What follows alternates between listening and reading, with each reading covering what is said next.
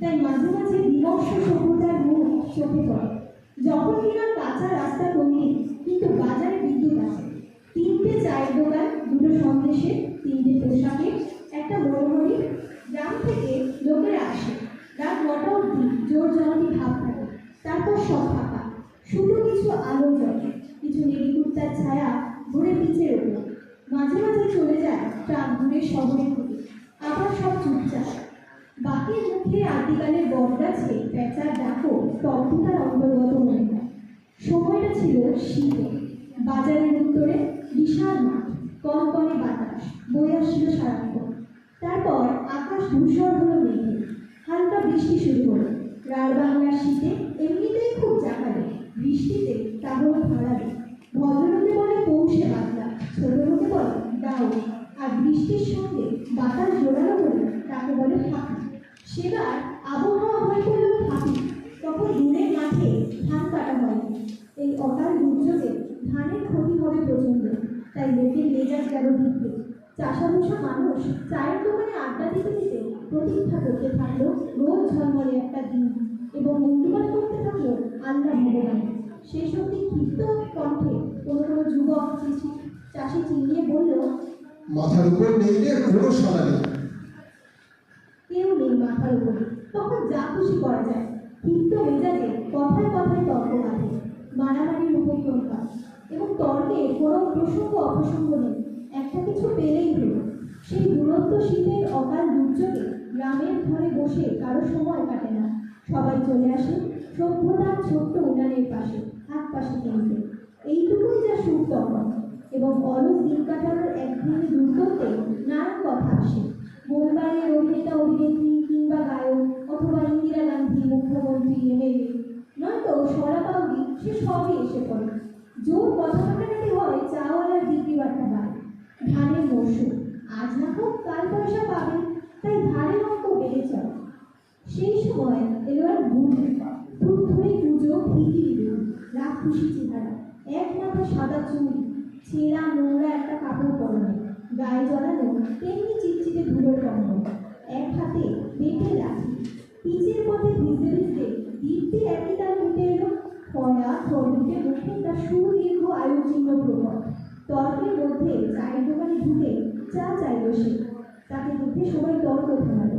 এই দুর্যোগে কিভাবে বেঁচে মরতে হেঁটে আসতে পারলো, সেটাই সবাইকে অবাক করেছিল। চা খুব আরামে গিলে বুড়ি সবার মুখের দিকে তাকালো, কিন্তু কিছু বলল না। তখন একজন তাকে জিজ্ঞাসা করলো, ও বুড়ি, তুমি এলে কোথা থেকে? বুড়ি বড় মেজাজ, গজ গজ করে জবাব দিল, সে কথায় তখন কাজ কি বাছারা? ওরা হেসে উঠল। ওরে বাবা, ভারী তেজি দেখছি, এই পাল্লায় তেজি টাট্টুর মতন বেরিয়ে পড়েছ। বুড়ি খেপে গেল। তবু কথা ব্যাপারটা একটু খবরদার, অকথা কথা কইল না। আমি যেখান থেকে আসি লোকের কি? একজন ঠান্ডা মাথায় বলল, ও বুড়ি, তুমি থাকো কোথায়? তাই জিজ্ঞেস করছে এরা। তোমাদের মাথায়। বলে সে কম্বলের ভিতর থেকে একটা ন্যাকড়ার বাঁধা পয়সা তুলতে থাকলো। তারপর চায়ের কাজ মিটিয়ে আবার রাস্তায় নামলো। লোকেরা চেঁচিয়ে উঠল, মরবে, নিঘাত মরবে বুড়িটা। বুড়ি ঘুরে বলল, তোরা মর মর, তোর শত গোষ্ঠী মরুক। সবাই দেখলো বুড়ি নড়বড় করে বাঁকের মুখে বট গাছতলায় গেল। বটতলাটা ফাঁকা, মাটি ভিজে প্রায় কাদা হয়ে রয়েছে। সে সবার অবাক চোখের সামনে বুড়ির কাছে একটা মোটা শেকড়ে বসে পড়ল। শেকড়টার পিছনে বুড়ির গায়ে খোদর আছে, সেখানে পিঠ থেকে পা ছড়ানো সে। বোঝা গেল বুড়ির এ অভিজ্ঞতা প্রচুর আছে, অর্থাৎ সে বৃক্ষ বসেনি। কেউ কেউ বলল, বড় 12টি তলায় গেলেই পারতো, নিঘাত মরে যাবে। এই কথার পরে সম্ভবত এবার বুড়িকে নিয়ে অনেক কথা এসে পড়ল, আবার জমে গেল। পৌষে বাংলা সম্পর্কে গ্রামের ডাকপুরুষের পুরনো বচন আছে, তা হলো শনিতে 7, মঙ্গলে 5, বুধে 3, বাকি সব 3 দিন। অর্থাৎ শনিতে বাংলা নামে 7 দিন থাকবে, মঙ্গলে 5 দিন, বুধে 3 দিন, অন্য দিনের আগে 1 দিনের ব্যাপার। এই বাংলা লিখেছিল মঙ্গল। এই রহস্য হিসেব করেন, কিন্তু যেদিন ছাড়লো সেদিন আকাশ পরিষ্কার হয়ে গেল একেবারে। সূর্যের উজ্জ্বল মুখ দেখা গেল, আর সবাই আবিষ্কার করলো বটতলায় সেই বুড়ির খোদরে পিঠ রেখে বুড়ি চিত হয়ে শুয়ে রয়েছে, নিঃশ্বাস। অনেক বেলা হলেও সে নড়ছে না দেখে চাওয়ালা জগা বলল, নিঘাত মরে গেছে রে বুড়িটা। একজন বলল, সর্বনাশ, তাহলে যে স্যার কুকুরে ছিঁড়ে খাবে, গর্তে ফেলে দেবে। একজন দুজন করে ভিড় বাড়তে থাকলো। কেউ বুড়ির কপাল ছুঁয়ে দেখলো প্রচন্ড ঠান্ডা। একজন নারীও দেখলো কোনো স্পন্দন নেই, অতএব মরাই বলে। চৌকিদারকে খবর দেওয়া হলো। সে এসে বলল, থানায় খবর দিয়ে কি হবে? ভাবিটার বিকেটে পটল চলেছে, তার জন্য আমরা থানা পুলিশ 5 মাস দূরে গিয়ে থানায় খবর দাও, তারপর আমরা আস্তে আস্তে সেই রাখবো। ততক্ষণে গন্ধ ছুটবে। কবে মরেছে তার হিসাব আছে নাকি? দেখছো না কেমন ফুলে ঢোল হয়েছে? তাহলে কি করতো চৌকিদারটা? যা যা, নদীতে গিয়ে ফেলে দিয়ে আয়। ঠিক একটা গতি হয়ে যাবে, যা হওয়ার হয়। বিজ্ঞ চৌকিদারের পরামর্শ মানা হলো। মাঠ পেরিয়ে 2 মাইল দূরে নদী, এখন শুকনো। সেখানে চড়াই ফেলে দিয়ে এলো কজনকে। বাঁশের চ্যাঙ্গলায় ঝোলানো হয়েছিল, সেটাও ফেলে দিয়ে এলো ওরা। বুড়ির শরীর উত্তপ্ত রোদে তপ্ত বাড়িতে চিত হয়ে পড়ে রইল। ফিরে এসে সবাই দিগন্তে চোখে রাখলো ঝাঁকে ঝাঁকে কখন শকুন নামবে। হঠাৎ বিকেলে এক অদ্ভুত দৃশ্য দেখা গেল। মাঠ পেরিয়ে একটা চ্যাঙ্গোলা আসছে। সেখানে যখন বাজারে পৌঁছলো তখন জানা গেল ব্যাপারটা। সে বুড়ির মরাটাই তুলে নিয়ে আসছে মুসলমান পাড়ার লোকেরা। আরবি মন্ত্র পড়ছে ওরা, মাথায় টুপিও পড়েছে কেউ কেউ। যারা ফেলে এসেছিল তারা হিন্দু।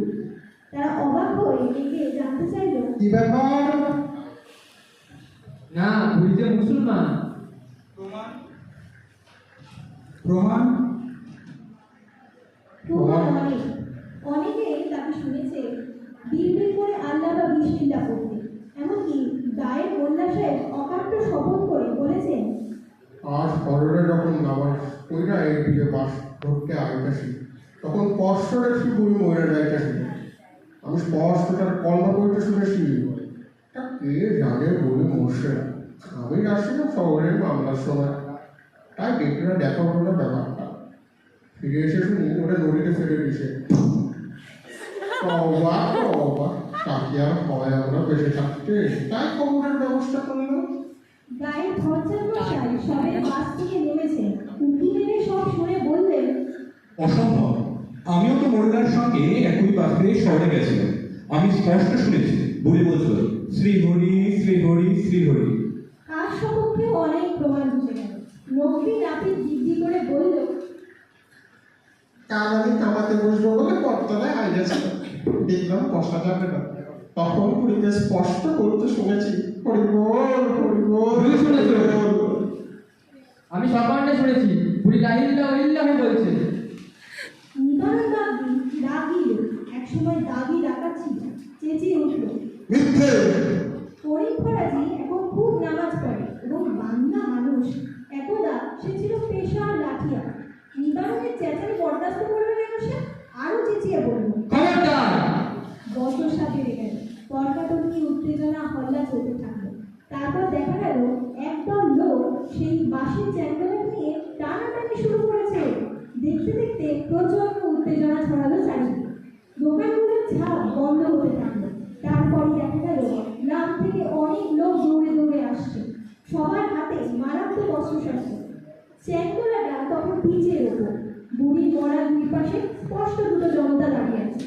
দুধরের হাতে অস্ত্রশস্ত্র, পরস্পরকে লক্ষ্য করে গালাগালি চলছে। মাঝে মাঝে মোল্লা সাহেব চেঁচিয়ে উঠছেন, মুসলিম ভাই সকল, জেহাদ জেহাদ, নাকাই করিব আল্লাহু আকবার। অন্যদিকে ভট্টাচার্য মশাই গর্জে বললেন, জয় মা কালী, মা মারে জগৎ নিকটে অবতীর্ণ হও, জয় মা কালী কি জয়। ধুমধুমার গর্জন প্রতিগর্জন এবং দেখা গেল বিপন্ন আইনরক্ষক যার নীল উর্দি করা চৌকিদার তার লাঠিটি উঁচিয়ে মাঝখানে দাঁড়িয়ে আছে। দুপক্ষকে কিছু বলার চেষ্টা করছে। যখনই মুসলিম পক্ষ এক পা এগিয়ে আসে, সে মরিয়া হয়ে লাঠিটা পিছিয়ে থেকে গর্জায়, সাবধান! আবার হিন্দু দলে বলে সে একইভাবে সেদিকে লাঠি ঠুকে চিৎকার, খবরদার! কতক্ষণ সেই মারমুখী জনতাকে ঠেকিয়ে রাখতে পারত কে জানে। সে এবার পর্যায়ক্রমে পাগলের মতো দুদিকে একবার করে লাঠি ঠুকে খট খট খট খট শব্দ করতে লাগলো। তারপরে দেখা গেল এক অদ্ভুত দৃশ্য। বুড়ির মরাটা নড়ছে, নড়তে নড়তে উঠে বসার চেষ্টা করছে। দুদিকে সশস্ত্র জনতা ফ্যান ফ্যান করে তাকিয়ে আছে। চৌকিদার হা করে ভিড়গুলোকে দেখল, মুখটা বিকৃত হয়ে গেল। সে বিকৃত মুখে ঠ্যাট ঠ্যাট করে হেসে উঠে বলল, বুড়িমা, তুমি মরনি।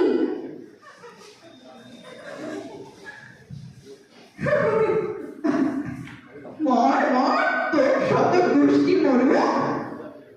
দুদিকের ভিড়ও চেঁচিয়ে উঠল, বুড়ি, তুমি মর নাই? মর মর মর করতে না। বুড়ি, তুমি হিন্দু না মুসলমান? বুড়ি খেপে গিয়ে বলল, চোখের মাথা খেয়েছিস মিলছে না? দেখতে পাচ্ছিস নে, ওরি নরকিকরা, ওরি শকুন চোখেরা, আমি কি তা দেখতে পাচ্ছিস নে? যা যা, পালা পালা, চোখে গেলে দেব। বলে সে নড়বড় করে রাস্তা ধরে চলতে লাগলো। ভিড় সরে তাকে পথ দিল। শেষ রোদের আলোয় সে দূরের দিকে ক্রমশ আচ্ছা হয়ে গেল। আজ আমরা আমাদের উপস্থাপনার মাধ্যমে তুলে ধরলাম ভারতবর্ষের এক প্রতিচ্ছবি, যে ভারতবর্ষ তার জাতি, বর্ণ, ধর্ম, লিঙ্গ নির্বিশেষে অনেক সময় একে অপরের প্রতি বৈষম্যমূলক আচরণ করে থাকে। কিন্তু এই সকল পরিচয় ঊর্ধ্বে আমরা যে ভারতবাসী, শুধু ধর্মে, শুধু বর্ণে, শুধু জাতিতে আমাদের পরিচয় সীমিত নয়। আমরা যে অমৃতের পুত্র কন্যা। আজ আমরা আমাদের উপস্থাপনায় সেই বার্তা তুলে ধরতে চেষ্টা করব, যা আমাদের ভারতবাসী হিসেবে বা আমাদের সংহতি হতে আস্থাবান হতে শেখাবো। নমস্কার। আমরা অনুষ্ঠানের একদম শেষ লগ্নে এসে পৌঁছেছিলাম। তো সেই শেষ লগ্নে আমি আমার একটু অভিজ্ঞতা আপনাদের সকলের সাথে ভাগ করে নিতে চাই। এটা আমার আগে থেকে পূর্ব পরিকল্পিত ছিল না, কিন্তু আজকে যেহেতু রিয়াদি বা এই 6 সেমে যারা রয়েছে তারা আমাদের কলেজ থেকে বিরতি নিয়ে চলে যাচ্ছে, তো সেই ক্ষেত্রে আমি আমার কিছু অভিজ্ঞতা আপনাদের সকলের সাথে শেয়ার করব। বিশেষত আমার নাম স্নিগ্ধা সেন, আমি মধ্যগ্রামে থাকি এবং সেখানেই আমার স্কুল জীবন কাটিয়েছি। স্কুলের ওই 12টা বছর আমার কাছে খুব একটা স্পেশাল ছিল। হ্যাঁ, প্রতিটা বন্ধু ছিল, এরকম ছিল পুরো কলেজে আমার বন্ধু, কিন্তু কেউ এরকম ছিল না যে স্পেশাল। একদমই মানে আমি কলেজে আসতো ভয়, যে কলেজে যাবো, র্যাগিং ফ্যাগিং হবে, এরকম একটা ভয়ের চিত্র সর্বপ্রথম আমার চোখের সামনে ফুটে উঠল। কিন্তু যখন আমি কলেজে আসি এবং আমাদের হিস্ট্রি ডিপার্টমেন্ট খুঁজে পাচ্ছিলাম না, তখন যার কথা আমাকে বলতে হয়, ইউনিয়নের একটা দাদা সুদীপ দা, সে আমাকে আমাদের হিস্ট্রি ডিপার্টমেন্ট খুঁজতে সহযোগিতা করেছিল। এবং তারপরে আমি আমাদের 4 জন অধ্যাপিকাগণের সাথে দেখা করি এবং সেই সময় আমার একটা পাশের বন্ধু আমার সাথে এসেছিল এবং তাদের সাথে আমি কথা বললাম। আমাদেরকে বললো যে এই ডেটে তোমাদের কিন্তু ক্লাস শুরু হবে। তার পরবর্তীকালে আমরা ক্লাস শুরু করলাম। তারপরে আসলো আমাদের ষষ্ঠ পার্টি, মানে আগের বছর যারা বেরিয়ে গেছে তাদের বিদায় অনুষ্ঠান। আমরা তাদেরকে অতটাও কাছে পাইনি, সত্যি যেটা আমি পার্সোনালি তাদেরকে আমি অতটাও কাছে পাইনি, কারণ তাদের তখন সেমিস্টার ক্লিয়ার হয়ে গেছিল, পরীক্ষা অলরেডি কমপ্লিটেড। তো তখন সেই সময় দাঁড়িয়ে এই প্ল্যাটফর্মটা আমার কাছে ফার্স্ট একটা সুযোগ এনে দিয়েছিল এই সঞ্চালনার পথ, মানে সঞ্চালনা করবো, এটা আমাকে প্রথম আমার শিক্ষক শিক্ষিকারা বলেছিল যারা এই কলেজে আমাদের ইতিহাস বিভাগে রয়েছে। এবং আজকে আমি যে এখানে দাঁড়িয়ে এত ফ্লুয়েন্টলি কথা বলছি, তার কৃতিত্ব মানে আমি তো বলে প্রকাশ করতে পারবো না। আজকে যে কনফিডেন্স লেভেল আমি গ্রো করেছি তার পুরো কৃতিত্বই আমার অধ্যাপক এবং অধ্যাপিকাগণের জন্য। তো বিশেষত আমি এই পরিস্থিতিতে, মানে এই প্ল্যাটফর্মে আসার পরবর্তীকালে যাদের কাছ থেকে সাহায্য পেয়েছি, শুভমদা, যার নামটা না বললেই না, স্ক্রিপ্ট বানাতাম এবং শুভমদার কাছে যেতাম যে শুভমদা এটা দেখো তো ঠিক আছে কিনা। শুভমদা এরকম অনেক সময় হয়েছে পুরো পৃষ্ঠা কেটে দিত, আবার নেই, এরকম আমাকে বলতো। রিয়ালি, মানে এদের 3 জনের সাথে আমি প্রচণ্ডভাবে অ্যাটাচ ছিলাম প্রথম দিন এবং এখনো। আজকে তারা চলে যাচ্ছে, আমি প্রচন্ড পরিমাণে মানে ভাবছি এটাই যে তারা চলে যাচ্ছে, এখন আমাদের কারেকশন করে দেবে কে? সেই বন্ধু হয়ে তার কারেকশন করে দেবে কে? হ্যাঁ, অবশ্যই আমাদের যারা শিক্ষক শিক্ষিকারা রয়েছে তারা খুবই বন্ধুত্বপূর্ণ এবং আমাদেরকে প্রচন্ড সাহায্য করে সর্বক্ষেত্রে। যখন আমরা কোনো সমস্যা মানে সম্মুখীন হই, সেই সময় আমরা যখন স্যার ম্যামের কাছে যাই, ম্যামেরা একদম, আর আমাদের এইচওডি যার কথা আমার বলতেই হয়, স্যার আমাকে সবসময় বলে কাজ করবে। তো এই সমস্ত জিনিসগুলো সত্যি আমি কলেজে এসে পেয়েছি। আজকে আমাদের নতুন অনেক ভাই বোনেরা এসেছে যারা আমাদের সাথে যুক্ত হয়েছে এবং গত 4 বছর তো তারপরে মানে তাদেরকে আমি পাবো না, 3 বছর পাবো। তো তাদের সাথে যেন সুখে আগামী দিনগুলোকে কাটাতে পারি এই কামনাই করে আজকে বক্তব্য এবং অনুষ্ঠান এখানে